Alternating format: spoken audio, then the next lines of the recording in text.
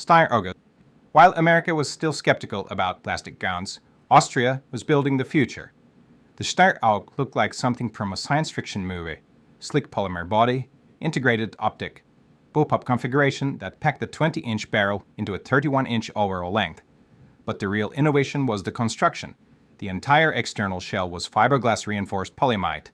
The stock, grip, trigger guard, even the translucent magazines that soldiers count their remaining rounds. The mechanics were sophisticated. The gas-operated rotating bolt system housed within an aluminum chassis, all encapsulated in that distinctive polymer shell.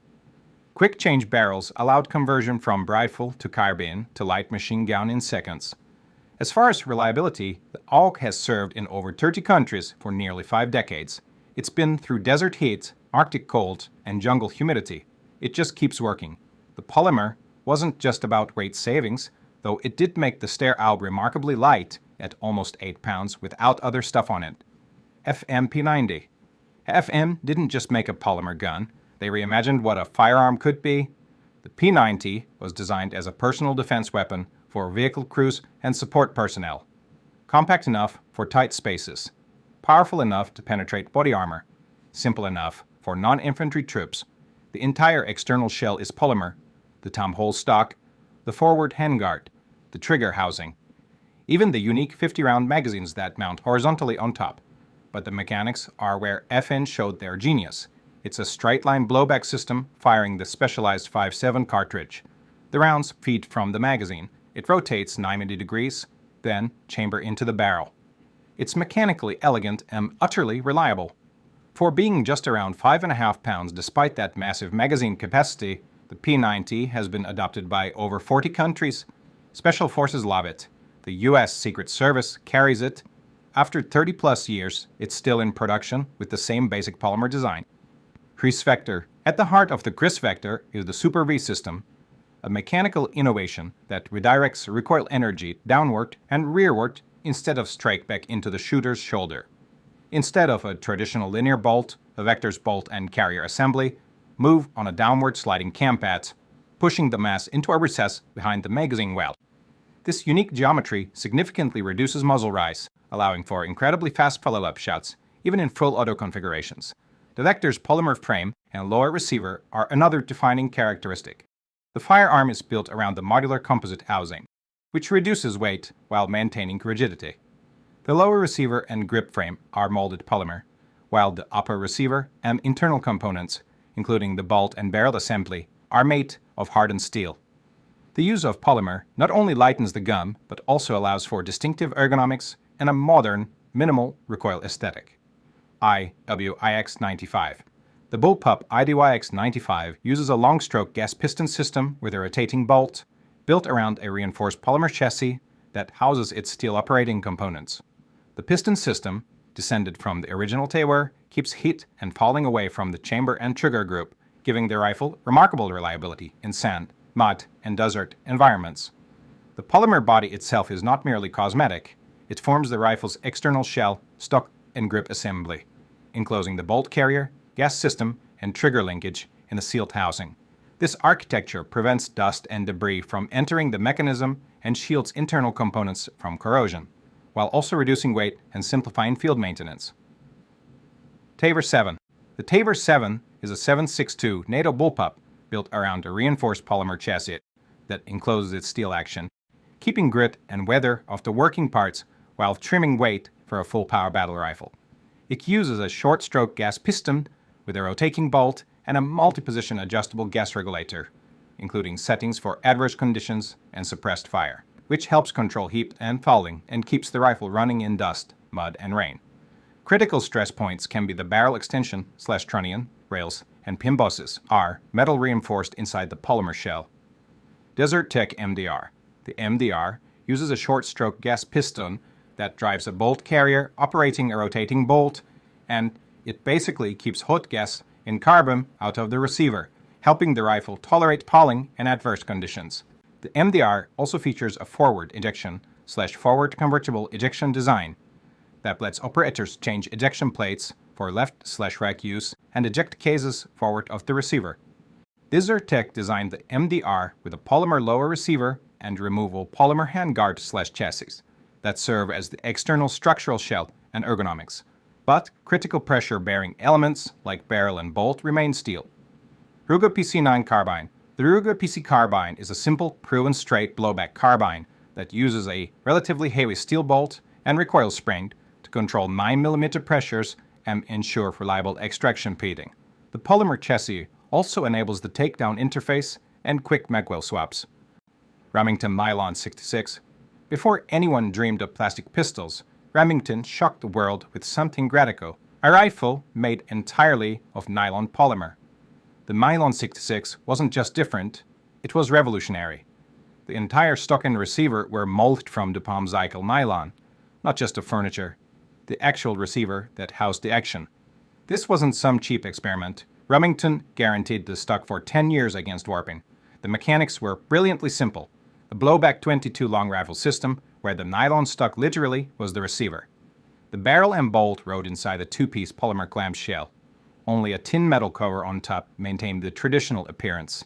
The Nylon 66 proved that polymer could handle the stresses of repeated firing cycles. It could maintain bidimensional stability under temperature extremes. Over 1 million were sold before production ended in 1989 with almost 30 years of continuous production. Heckler & Koch G36.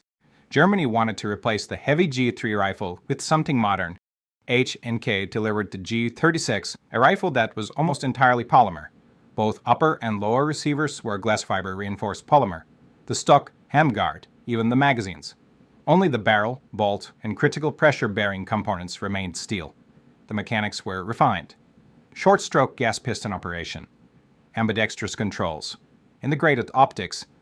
And at 8 pounds, it was significantly lighter than its predecessor.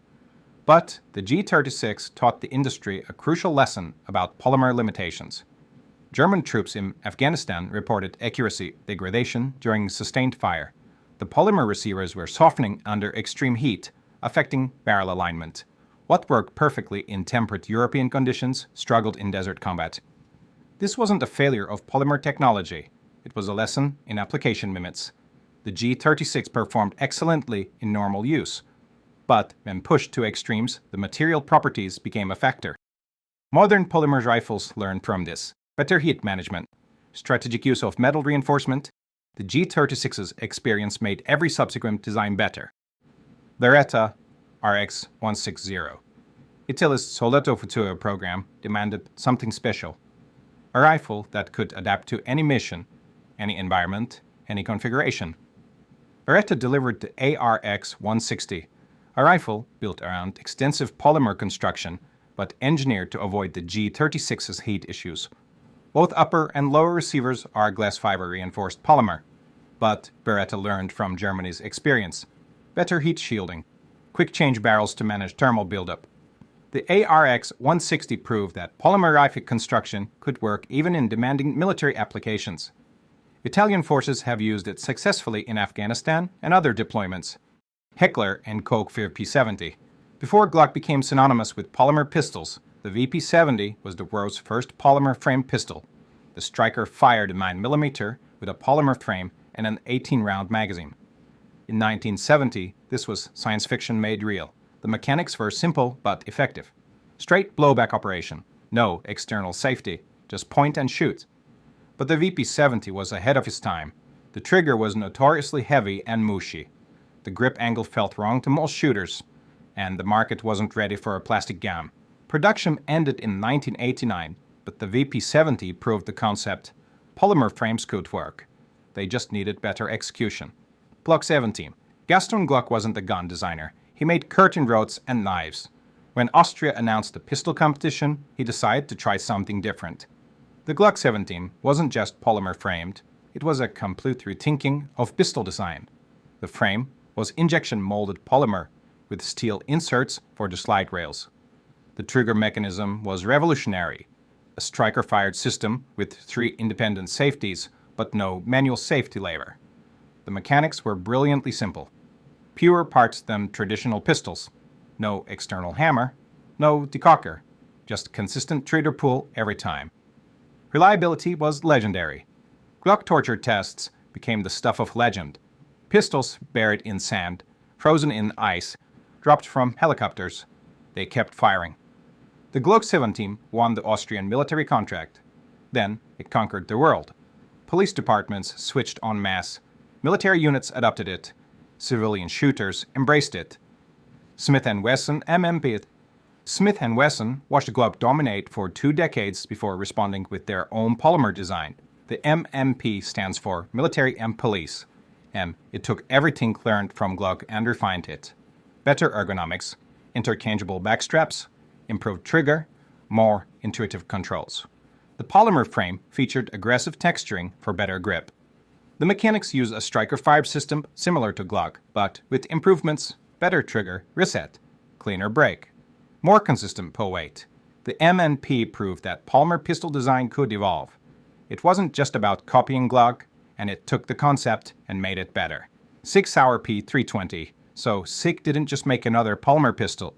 The P320 introduced true modularity. The serialized component isn't the frame. It's a removable steel chassis.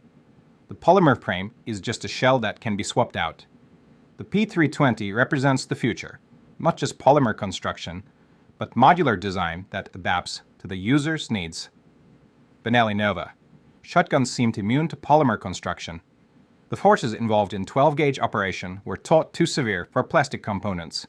Benelli proved otherwise with the Nova. The entire receiver and stock are one piece of high-strength polymer.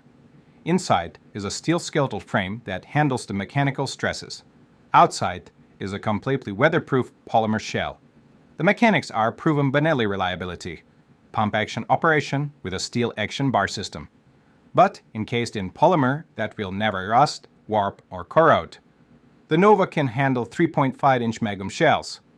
It's being torture tested in salt water, mud, and extreme temperatures. The polymer construction makes it virtually maintenance-free. The KSG, the entire chassis, is polymer. The stock, grip, forend, trigger housing. Only the barrel and action components are steel. The mechanics are complex but reliable. Dual magazine tubes with a selector switch, downward ejection through a polymer chute, pump action operation in a bullpup configuration. The polymer construction keeps weight manageable despite the high capacity. At 6.9 pounds, it's lighter than many traditional shotguns with half the capacity.